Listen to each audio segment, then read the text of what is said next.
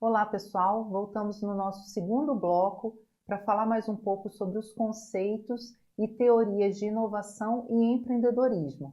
Tá? Nós vamos ver agora os modelos de inovação, os espaços utilizados aí pelas empresas, né, que são chamados espaços de inovação, e vamos fazer alguns exercícios também. Vamos lá?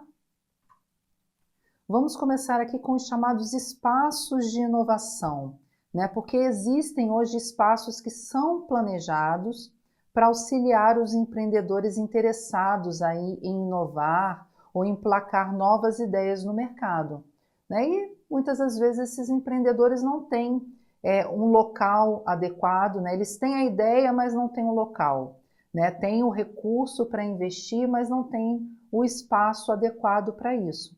E aí existem esses espaços de inovação que nós listamos aqui para vocês. Primeiro, vamos ter os habitats de inovação, que são organizações que vão oferecer condições de desenvolvimento de novas ideias. Vamos ter as chamadas incubadoras de empresa, que são muito comuns existirem nas universidades, né? Então, as universidades, principalmente o pessoal que está na área de administração, tem as incubadoras de empresas. Então, são organizações que oferecem suporte para que as ideias se transformem em negócios de sucesso. Então, essas incubadoras, elas têm um custo muito menor, né, para os empreendedores do que se eles tivessem que montar uma estrutura. E fora que tem ali a mão de obra especializada, né, dos estudantes de administração, que ao mesmo tempo que estão ali aprendendo, podem colaborar aí com o projeto desse empreendedor. Temos as aceleradoras de empresas, que são mecanismos de apoio às chamadas startups para investimento em negócios. Temos os coworkings ou hubs, que é o compartilhamento do mesmo espaço de trabalho. Então, os coworkings, eles cresceram bastante nos últimos tempos por conta de cada vez mais, né, ter trabalho remoto, o home office. Então muitas vezes a pessoa não quer ficar em home office, não quer ficar em casa e ela vai para esses espaços, e que também são espaços utilizados por essas empresas, por esses empreendedores que estão começando. Centros de pesquisa, que são espaços voltados para a pesquisa com laboratórios especializados, então a gente vê que são lugares bem específicos mesmos. As Fab Labs, que são espaços compartilhados por pessoas de diversas áreas para projetos colaborativos de fabricação digital. Temos Living Labs, que são laboratórios de inovação para parcerias pessoais, públicas e privadas. Os fundos de investimento, que são organizações que geram empreendimentos e negócios a partir das ideias e dos recursos dos seus líderes. Os chamados parques tecnológicos, que são complexos de produção industrial e de serviços de base científico-tecnológica. E um dos mais conhecidos espaços de inovação, que são as startups, que são empresas jovens e inovadoras focadas em criar um modelo de negócio escalável. Tá? Então aqui são os espaços de inovação mais conhecidos que a gente tem. Tá? Vamos fazer uma questão que trata, né, acho que uma ou duas questões mais à frente, que tratam desses espaços de inovação. Então assim, é importante, né, que vocês leiam, que vocês guardem, né, a informação, porque as bancas têm cobrado isso em prova, tá? E agora a gente vai entrar especificamente nos modelos de inovação, né? Porque as empresas elas precisam de agilidade para realizar essas inovações, para elas não perderem o tempo de oportunidade, né? Não perderem o time das oportunidades. E para isso, né, para que ela tenha essa agilidade de realizar essas inovações, elas podem contar com modelos de inovação. A gente tem esse primeiro modelo aqui, que é um modelo bem simples, é o chamado modelo linear. ele surgiu a partir da Segunda Guerra Mundial, então a gente vê que não é um modelo muito atual, né? Muita coisa mudou, né, da Segunda Guerra Mundial para cá, a nível político, social e principalmente econômico, mas à época esse modelo orientou o pensamento sobre o papel da ciência e da tecnologia nas organizações. Então, esse modelo linear, a gente vê que as etapas elas são o quê? Elas são sequenciais, né? Tanto que a gente tem aqui a seta mostrando, né, a sequência. As etapas elas são burocráticas e elas são etapas bem definidas. Então, a gente vê que nem há relação por exemplo, a primeira etapa aqui com a etapa 3, né, elas seguem uma sequência mesmo. Pesquisa básica, pesquisa aplicada, depois vem o desenvolvimento experimental, a produção, para finalmente chegar aqui na comercialização desse produto ou desse novo serviço. Esse modelo linear, por ele ser mais burocrático e ter essas etapas bem definidas, ele é um modelo que dominou as políticas governamentais. É um modelo que se identificou e que foi muito bem utilizado na área pública, né? Nessas políticas governamentais, para programas e práticas de ciência e tecnologia, né? Porque foi um modelo que orientou o pensamento sobre o papel da ciência e da tecnologia.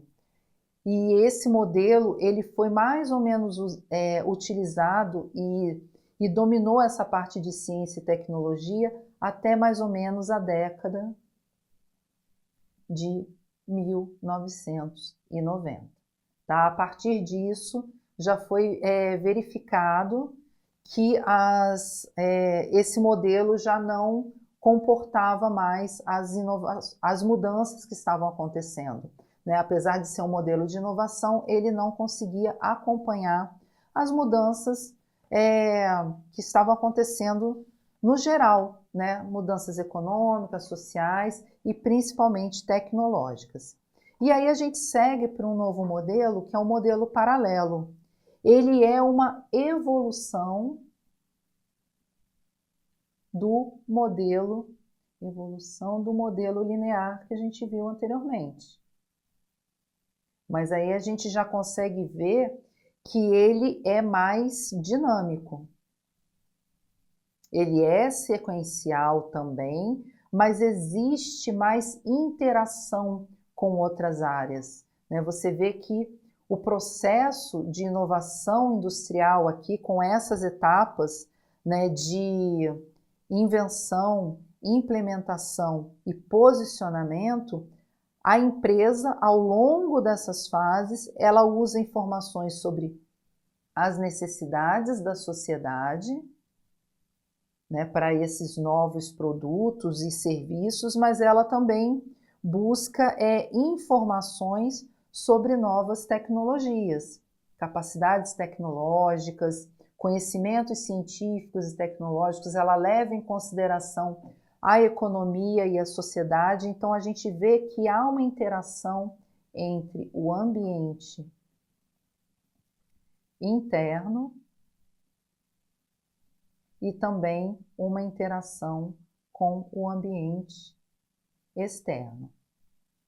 Então, o ambiente interno e externo se comunicam, né? E a partir disso, esse modelo ele é utilizado. Por isso, ele é uma evolução do modelo linear, porque ele é um modelo mais dinâmico e um modelo mais flexível também, diferente do que era o modelo linear. Então, a gente já pode dizer que o modelo paralelo, a partir dos anos 2000, ele começou a ser utilizado com muito mais frequência, quase que praticamente substituindo o modelo linear. Seguindo aqui, a gente vai ver um terceiro modelo, que é esse modelo Tide, Bessan e Pavitt, né? Que são três pessoas, né? São as três pessoas que criaram esse modelo. É um dos modelos mais difundidos. No primeiro momento, a gente pode até achar que era aquele modelo paralelo, mas esse modelo do Tide, Bessan e Pavitt é um dos mais difundidos e ele pode ser usado por qualquer organização, seja organização pública ou organização privada também. E esse modelo apresenta algumas fases. Que fases são essas? É a fase do buscar, do selecionar, do implementar e a fase do aprender. E isso tudo dentro de um período de tempo, né? Então, o que é buscar nesse modelo?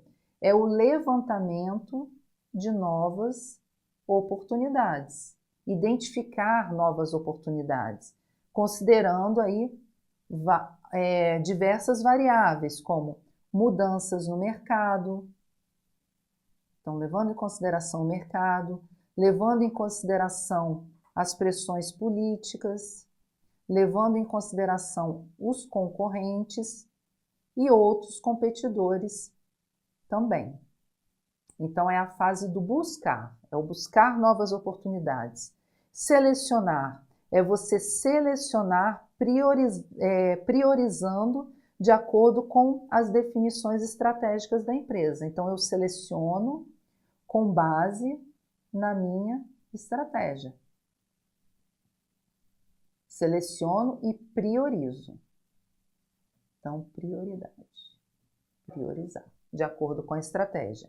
Selecionei é o momento de implementar, que é lançar a ideia, lançar a inovação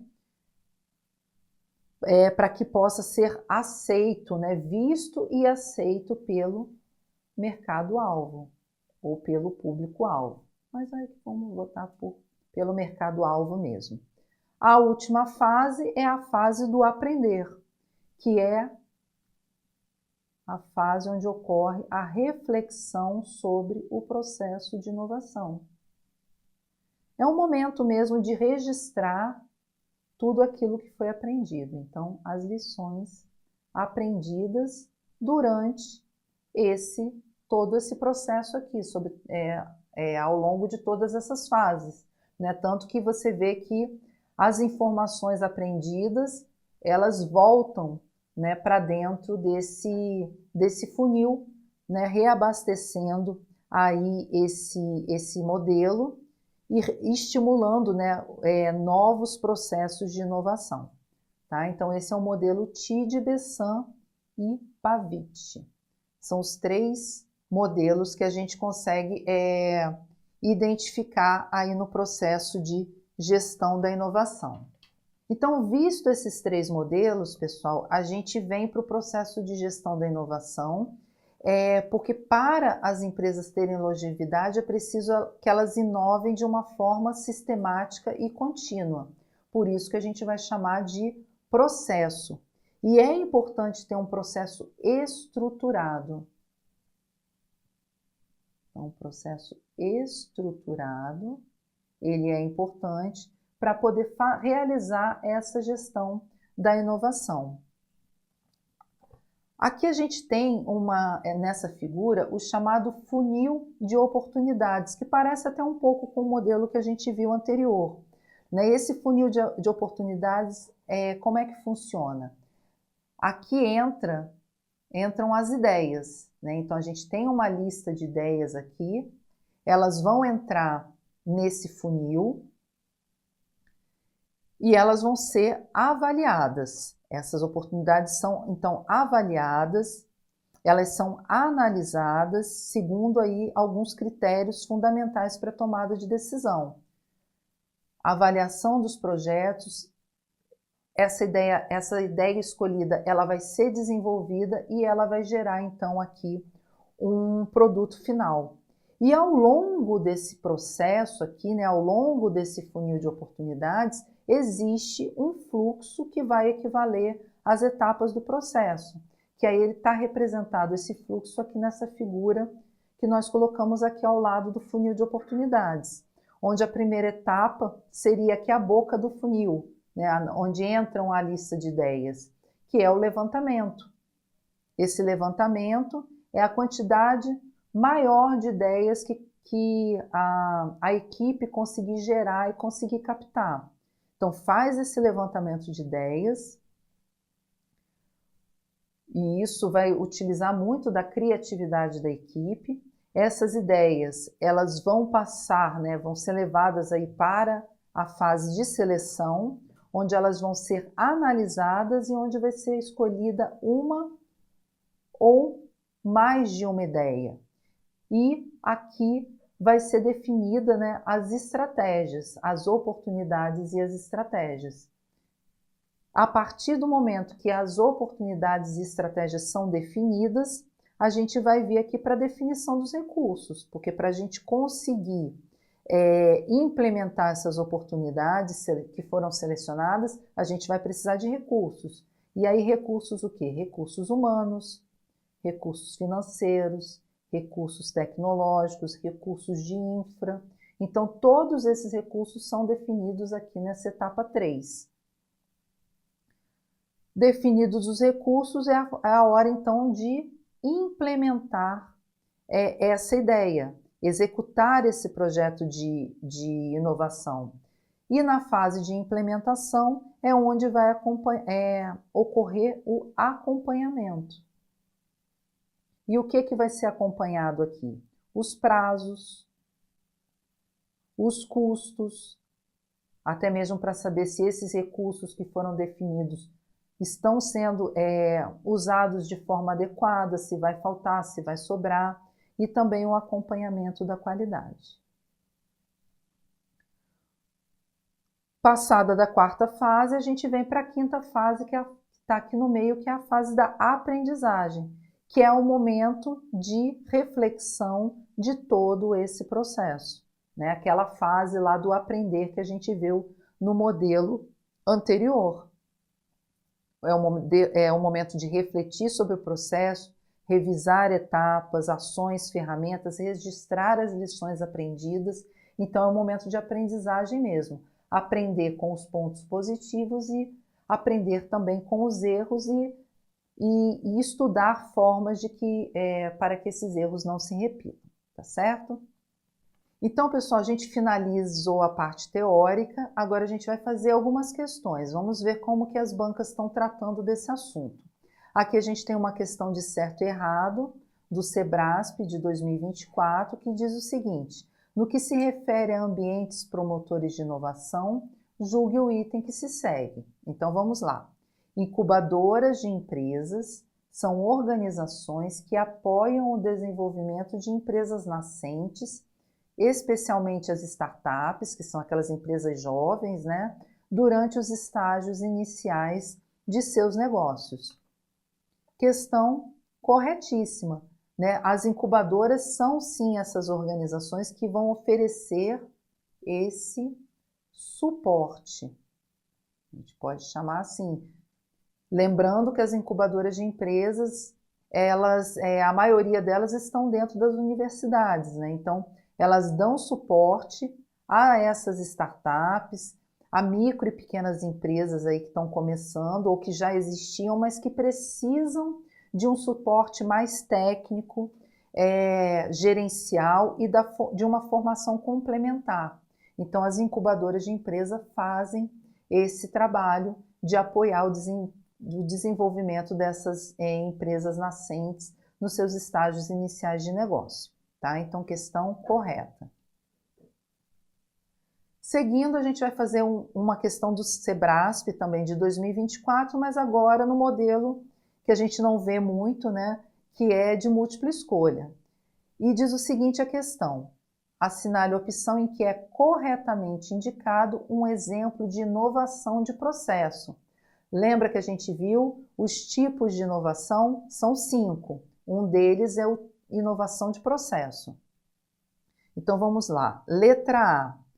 Produto que reduz a contaminação do solo. É uma inovação de processo? Não, né? Que a gente já viu aqui, ó, que é um produto, que é uma inovação porque ele está reduzindo a contaminação do solo. Então é um tipo de, um exemplo, né, de inovação de produto. Então letra A está errada. Letra B. Método de produção tecnologicamente aprimorado. Marcar aqui que essa é a nossa resposta. Por que método de produção tecnologicamente aprimorado é uma inovação de processo? Porque está retratando a melhora de um processo de produção. Ó, um método de produção, um processo de produção que está alinhado aí com a perspectiva de inovação de processos organizacionais. Então aqui, letra B responde a nossa questão. Vamos ver as outras alternativas. Produto tecnologicamente sustentável. A mesma coisa da letra A. É uma inovação de produto e não de processo. Letra C errada. Método de descarte de produtos. Bom, a gente pode se pegar na palavra método. Ah, Isabel, método é processo. Ok que um método de descarte de produtos envolve processo sim, mas não está ligado diretamente ao processo produtivo de uma organização. Então, entre a letra B e a letra B está muito mais, não é que está muito mais correta, mas ela está completa, né? Ela está se referindo a uma inovação de processo, porque é o processo de produção. Aqui é um processo de descarte de produto, né? É um método ali para você descartar produtos, então não é uma inovação de processo.